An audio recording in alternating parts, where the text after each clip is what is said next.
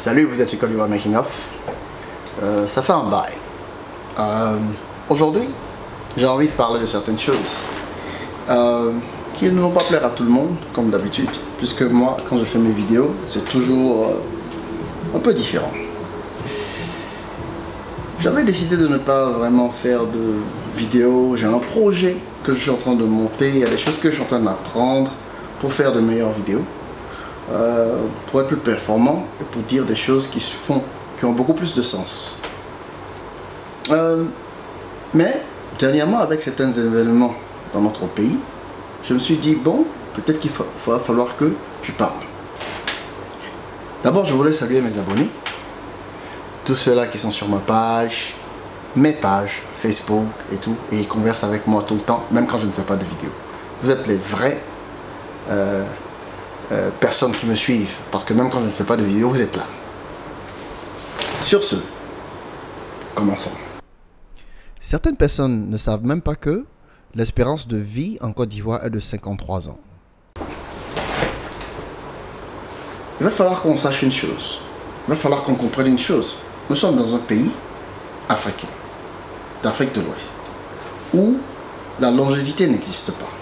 Vous savez, quand vous vivez dans les pays européens, quand vous mourrez à 70 ans, tout le monde pense que vous êtes jeune et que ce n'est pas normal. Sauf si vous avez un arrêt cardiaque, une maladie cardiovasculaire, une maladie de naissance, quelque chose qui fait que vous mourrez dans la fleur de l'âge. Parce qu'à 70 ans en Europe, c'est pas normal de mourir. Mais quand vous vivez en Afrique, à 40 ans, c'est normal. Parce que la plupart des gens meurent entre 30 et 50 ans. Parce que le niveau de vie est bas. Où est-ce que je veux en venir? Abourahmane Sangaré est décédé. Tout le monde accuse le régime présent. Moi, je fais mes vidéos, je ne prends pas part. Ce n'est pas une question de politique. La mort de quelqu'un ne peut pas être un sujet politique.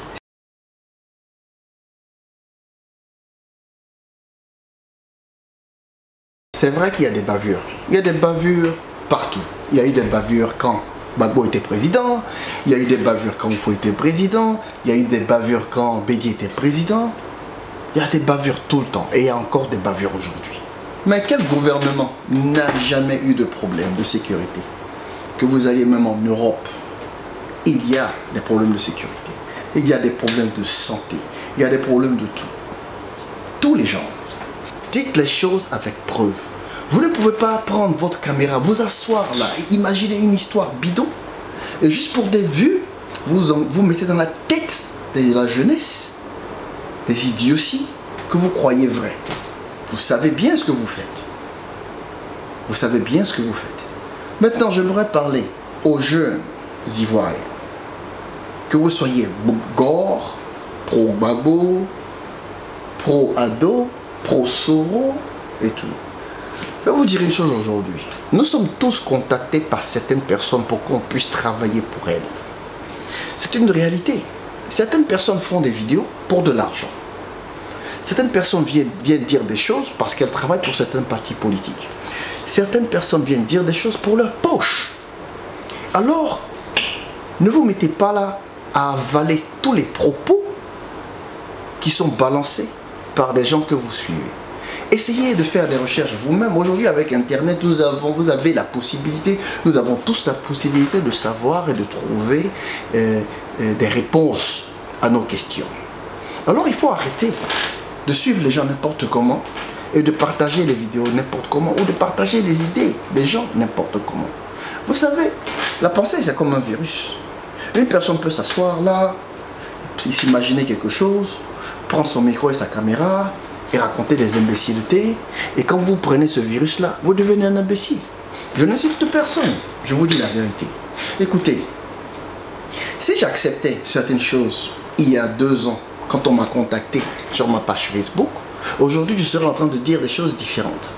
Je vous promets. Parce qu'on m'aurait payé pour dire ces choses-là. Parce qu'on aurait écrit ces choses-là pour moi. Je vous promets, certaines personnes le font. Je vais vous donner un exemple. Monsieur James Bond.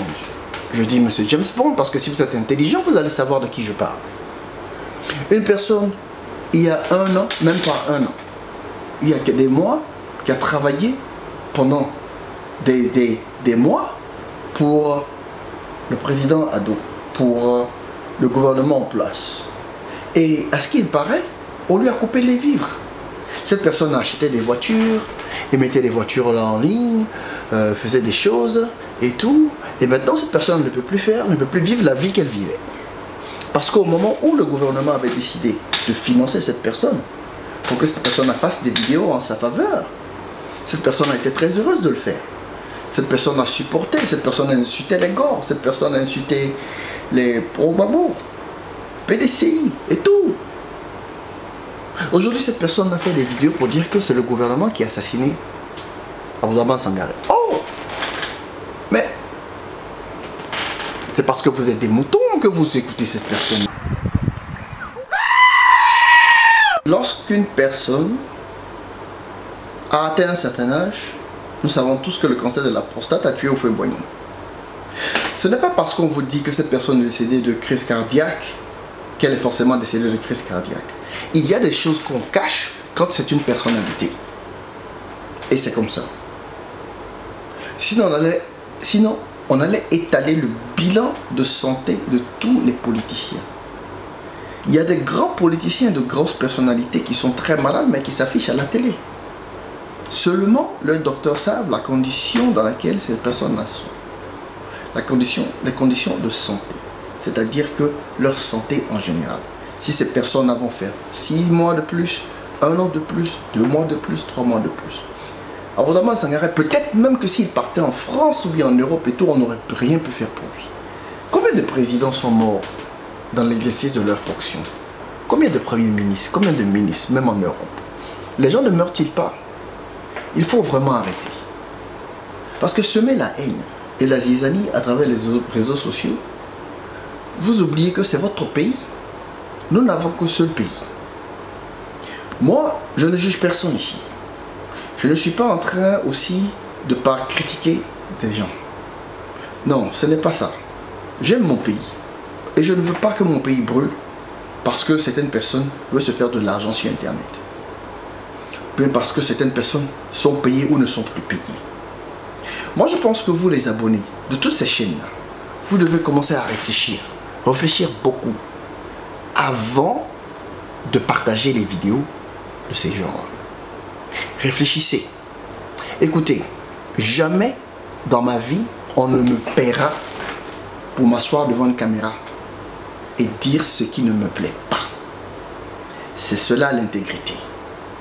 C'est cela l'honnêteté envers les gens qui souscrivent, qui ont confiance en vous. Maintenant, pour ceux qui le font, je vais vous demander de faire une chose.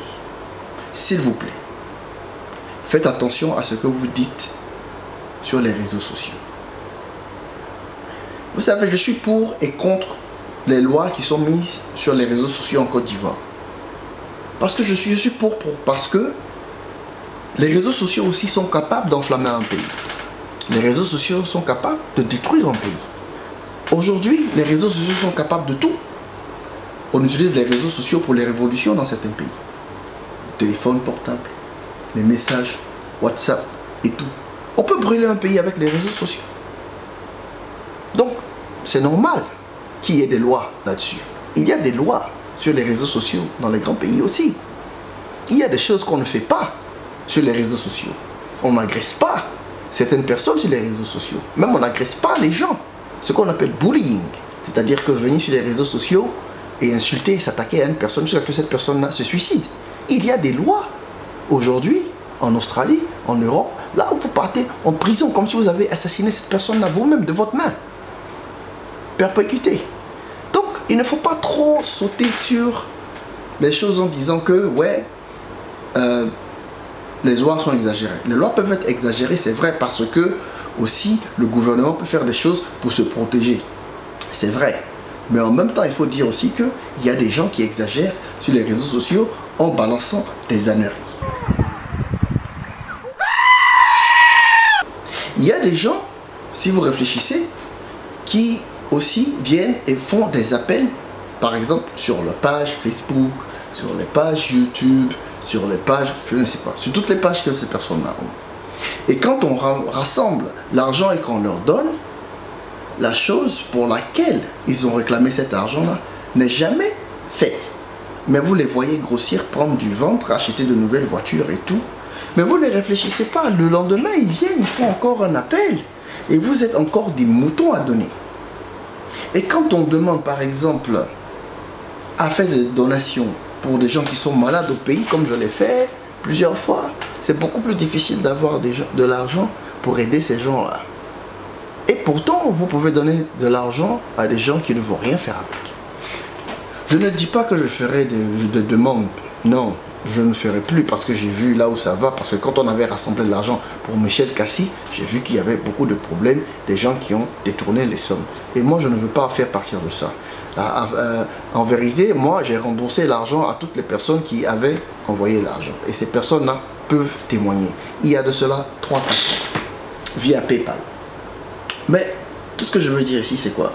C'est que réfléchissons avant de poster des choses sur le net.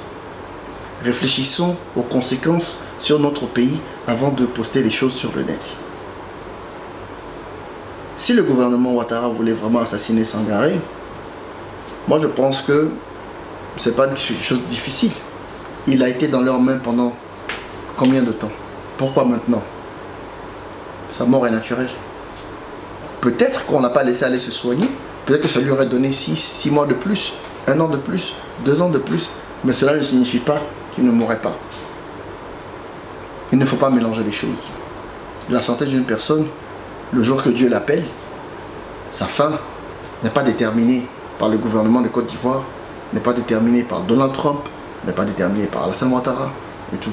Sauf si on va et on assassine cette personne. La personne n'a pas été assassinée. On raconte aussi qu'il y avait d'autres personnes qui ont été assassinées par le gouvernement. Donc, ce qui s'est passé avec Sangaré, c'est sûrement le gouvernement. Ouais, peut-être, je ne sais pas. Mais une chose que je veux vous dire, avant de venir ici, balancez vos choses sur YouTube, sur Facebook et le reste.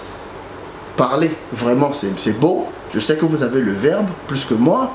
Moi, je parle beaucoup plus anglais maintenant que français. Mais une chose est claire. Si vous voulez avancer des choses à propos du décès d'une personne, de l'assassinat d'une personne, du meurtre d'une personne, envoyez des preuves qui soutiennent votre thèse. Sinon, fermez-la. Merci.